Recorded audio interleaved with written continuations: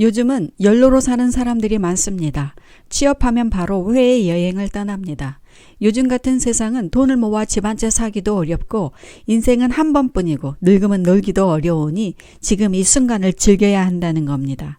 오늘은 평범한 월급쟁이가 천천히 확실하게 부자 되는 법을 알려주는 돈 버는 법이란 책에 나온 이야기를 소개하려 합니다. 돈 버는 법의 저자 윌리엄 안은 월급쟁이 부자가 되는 터틀 스텝 10가지를 말하고 있지만 다수의 자수성가한 부자들이 공통적으로 말하는 4가지는 다음과 같습니다. 첫째, 근면과 검소한 생활을 습관화할 것. 둘째, 처음 몇 년은 2잡, 3잡으로 수입을 늘릴 것. 셋째, 분수에 맞는 집을 대출을 받아서라도 빨리 살 것. 넷째, 소액이라도 자기의 여건에 맞는 투자처를 찾아 꼭 투자의 길로 들어설 것. 여기서 진짜 부자가 되는 관건은 돈을 얼마나 버는가도 중요하지만 돈을 어떻게 관리하느냐에 따라 크게 좌우된다는 것입니다. 그 예를 미국에서 월 6천만 원 버는 연로족 의사와 월 400만 원 버는 평범한 월급쟁이 이야기에서 찾을 수 있습니다. 그럼 이야기로 들어가 보겠습니다. 내 친구 중 한 명은 의사이고 다른 한 명은 은행원이다. 한국과 달리 미국에서 은행원은 전혀 선망하는 직업이 아니다. 지금으로부터 10년 전 의사 친구는 월 6천만 원을 벌고 은행원 친구는 월 400만 원을 받았다. 한국이나 미국이나 의사는 직업면에서 선망의 대상이다. 의사 친구는 누가 봐도 입이 떡 벌어질 정도로 으리으리한 저택에 산다. 그런데 그는 융자금이 상당하다. 대부분 미국인이 그렇듯 집값의 20%만 내고 80%는 대출로 샀기 때문이다. 집 자체가 궁전 같아서 인테리어 비용도 어마어마하게 들어갔다. 가구는 값비싼 원목 수제 가구들이며 한 병에 수백만 원 하는 고급 와인을 즐기고 또 분기별로 1등석을 타고 아내와 함께 유럽, 아시아 등 세계 곳곳의 럭셔리 휴양지로 2주씩 여행을 다닌다. 이 정도면 그와 그의 아내가 타고 다니는 차와 옷과 음식 등은 말하지 않아도 짐작할 수 있다. 최근 들어 코로나 바이러스 팬데믹으로 운영하던 병원을 닫게 되었다. 상당한 경제적 문제를 겪게 되자 믿기지 않지만 3번째 파산 신청을 했다. 그런데 황당하게도 그가 파산하기 직전 살고 있는 저택을 리모델링했다. 그러고는 파산 신청을 한 것이다. 미국 파산법은 파산을 하더라도 원한다면 그 집을 지킬 수 있다.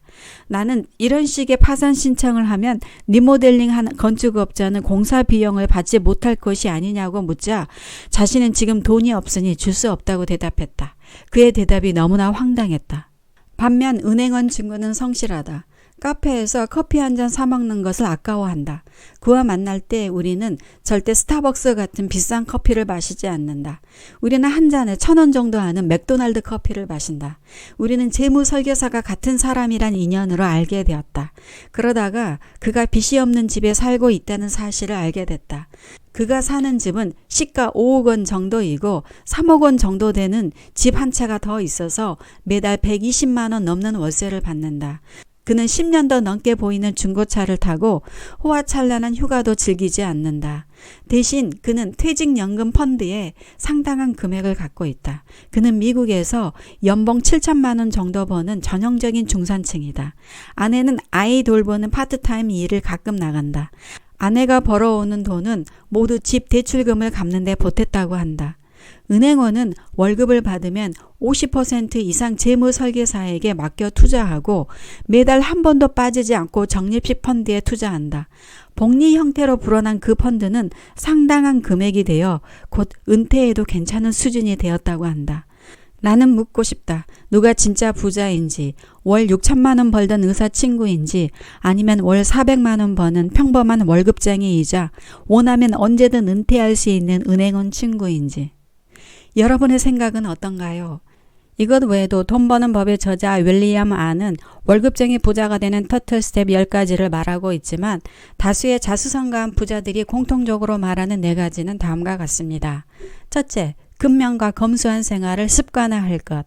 둘째, 처음 몇 년은 2잡, 3잡으로 수입을 늘릴 것. 셋째, 분수에 맞는 집을 대출을 받아서라도 빨리 살 것. 넷째, 소액이라도 자기의 여건에 맞는 투자처를 찾아 꼭 투자의 길로 들어설 것.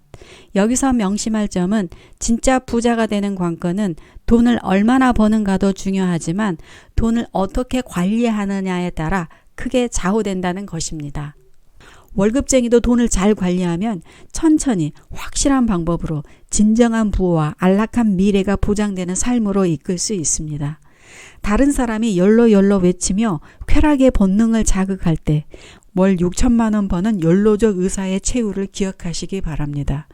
부비북이었습니다. 여러분의 부와 성공을 기원합니다.